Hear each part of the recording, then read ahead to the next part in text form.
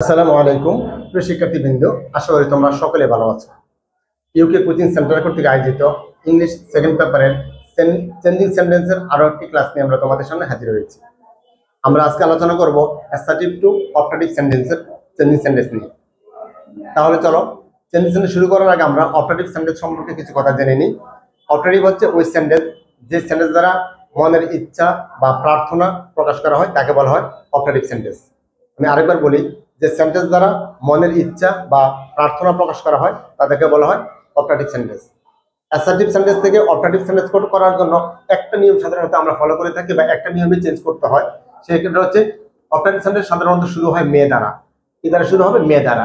এরপরে সাবজেক্ট লিখতে হবে, এরপরে অক্সিলারি ভার্ব যেটা থাকবে ওটাকে উঠিয়ে দিতে হবে, এরপর বাকি অংশ দিয়ে আমাদেরকে অপারেটিভ সেন্টেন্স শেষ করতে হবে। তাহলে আমরা একটা এক্সাম্পল দেখি। আমরা লিখেছি you will shine in life.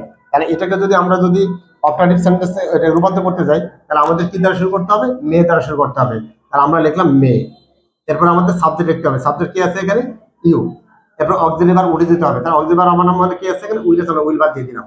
তারপর হচ্ছে বাকি অংশ শাইন ইন লাইফ। তাহলে প্রশ্ন কি ছিল?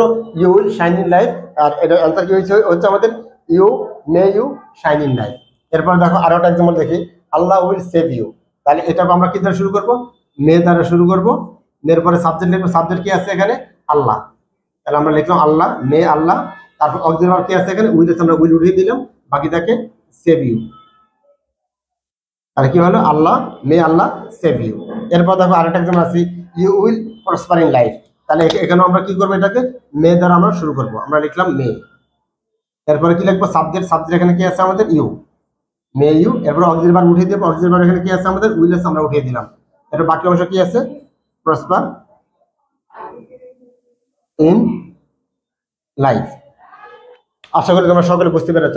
অর্থাৎ অপারেটিভ সেন্টেন্স হলো একেবারে ছোট একটা রুলস। এটা মনে রাখবে এইভাবে।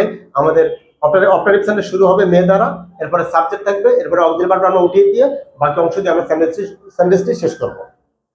এইভাবে তোমরা বেশি করে প্র্যাকটিস করবে, তাহলে তোমাদের কনসেপ্টগুলো আরো বেশি ক্লিয়ার হবে। তো প্রিয় শিক্ষার্থীবৃন্দ, আশা করি তোমরা আমাদের সাথে পুরো ক্লাসে দেখেছো এবং তোমরা আশা করি বুঝতে পেরেছো। তারপরে যদি তোমাদের কোনো কিছু জিজ্ঞাসা থাকে অবশ্যই আমাদের কমেন্ট সেকশনে জানাবো, আমরা অবশ্যই সেগুলো সমাধান করে দিব। আর তোমাদের কাছে আমাদের বরাবরই আবেদন রইল, আমাদের চ্যানেলটিকে অবশ্যই সাবস্ক্রাইব করে দিবে। তুমি নিজে দেখবে এবং অন্যদেরকে দেখার সুযোগ করে দিবে। ততক্ষণ সবাই ভালো থাকো, নিরাপদে থাকো, সুস্থ থাকো। আল্লাহ হাফেজ।